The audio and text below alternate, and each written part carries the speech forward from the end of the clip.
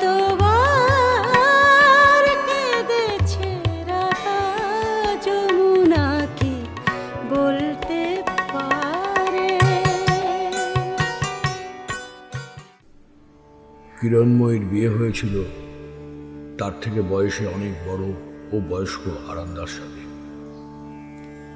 কিরণময়ীর সাথে তার স্বামীর কখনোই স্বামী স্ত্রীর কোনো সম্পর্ক তৈরি হয়নি বা ভালোবাসারও কোনো সম্পর্ক তৈরি হয়নি।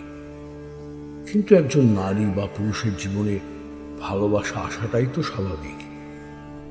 সেখান থেকে কিরণময়ী ছিল সারা জীবন বঞ্চিত ও অসুখী। কিরণময়ী শ্বশুরবাড়ি থেকে কি পেয়েছিল?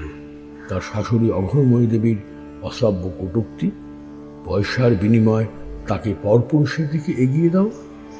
তুমি এসবের মানে বোঝো না? সবই তো সংসারে শেষ হয়ে এসেছে, পরে খাবো কি?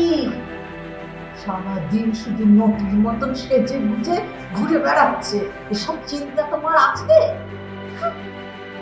অনঙ্গ ডাক্তার অভাবের সংসারে হারানের চিকিৎসা করার বিনিময়ে তার টাকার প্রয়োজন ছিল না, প্রয়োজন ছিল কিরণময়ীর দেহটাকে। আপনাকে না কতবার বলেছি কাউকে না বলে আপনি আমার ঘরে ঢুকবেন না? কাউকে ডেকে পেলাম না তাই নিজেই চলে এলাম। তাছাড়া এ তো আর আমার পরের বাড়ি না, এটা আমার নিজের বাড়ি। কি বললেন? কি বললেন আপনি? যত বড় মুখ নয় তত বড় কথা। লজ্জা করে না আপনার? বেরিয়ে যান, বেরিয়ে যান এখান থেকে। এ শুধু শুধু রাগ করে। কোথায় আমি এসছি, একটু চা জল খাবার দেবে, দুটো মিষ্টি কথা বলবে, তা না। সে চা না হয় করে দিয়ে আসছি, কিন্তু তাই বলে ওনার সাথে বসে গল্প করতে হবে? এসবের মানেটা কি? করছে ফুকি, কিছুই বোঝো না না? বলি সংসারের তো সব কিছু শেষ হয়ে আসছে, এরপর চলবে কি করে পেটগুলো?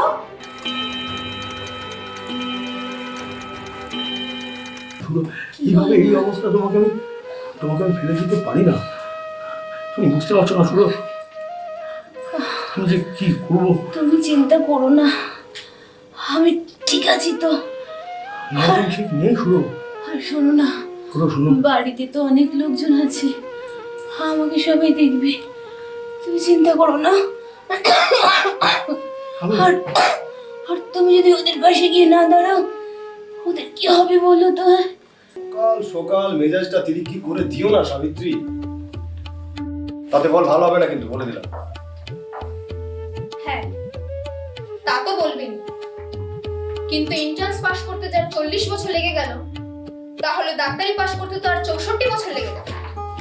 মিথ্যে কথা বলো না সাবিত্রী, আমি মোটে এন্ট্রান্স পাস করি। কিন্তু এই ডাক্তারি পাসটা তাড়াতাড়ি না করলে যে ওদিকে গ্রামের গরিব রোগীদের চিকিৎসা তাহলে আর কবে হবে? ধুর, আমি না বুঝে উঠতে পারি না সাবিত্রী, এই হিংসুটে মাস্টারগুলো আমাকে কিছুতে পাস করতেই দেয় না। তাই বুঝি? তাহলে এই হোমিওপ্যাথি পরীক্ষাটার কি হবে? আচ্ছা সাবিত্রী, তুমি বলো, এই গাধার মতো লোকগুলো এক্সামিন পাস করে কি করে বলো? আপনার কথাতে তারা গাধার মতন হতে পারে, কিন্তু আসলে গাধা না। যারা গাধা তারাই শুধু পাস করতে পারে না। কি বলে? তুমি আমার সামনে দাঁড়িয়ে আমাকেই গাধা বলছো?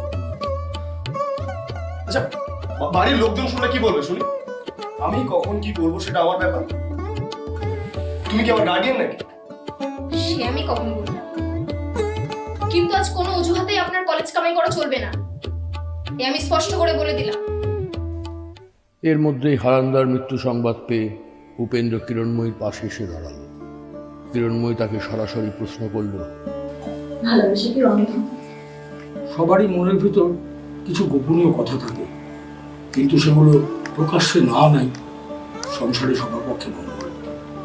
এই তো ভীরু কাপুরুষের মতো কথা হয়ে গেল ঠাকুরবো। যাকে ভালোবাসবো তার কথা মুখে আনতে পারবো না, এ কেমন সংসারের নিয়ম? না মানে? সবাই তো তোমার মতো ভীরু কাপুরুষ নয় ঠাকুরবো। মানে? আজ আমার বলতে কোনো বাধা নেই, তুমি আমার ভালোবাসার প্রেক্ষাপট, আমি তোমাকে ভালোবেসেছি। বিধবা অসহায় সাবিত্রী সতীশকে ভালোবেসেছিল।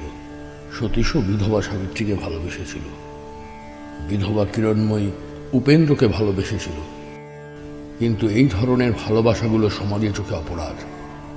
আমাদের সমাজ তাই বলে এরা কলঙ্কিত, এরাই নাকি চরিত্রহীন। কিন্তু কেন? তাই শরৎবাবু এই উপন্যাসের মধ্যে দিয়ে এই প্রশ্নের উত্তর খুঁজতে বোধহয় পথে বেরিয়েছিলেন। কেন এরা ভালোবেসে অপরাধী হবে? কেনই বা এরা হবে চরিত্রহীন? ভালোবাসার জন্য সমাজ সংসার কোনো নিয়ম করেছিল?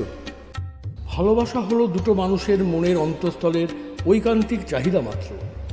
সেখানে অন্য কারোর হস্তক্ষেপ চলে কি? আর এটাই বোধহয় চরিত্রহীন উপন্যাসের একমাত্র প্রশ্ন। আবার আরেকদিকে দেখা যায় যে কিরণময়ী সমাজ সংসার সব তুচ্ছ করে উপেন্দ্রকে ভালোবেসেছিল, কিন্তু তার দুর্ভাগ্য এই যে উপেন্দ্রও তাকে একসময় ভুল বুঝেছিল এবং তাকে অপমান করে বলেছিল, আপনি একজন নষ্ট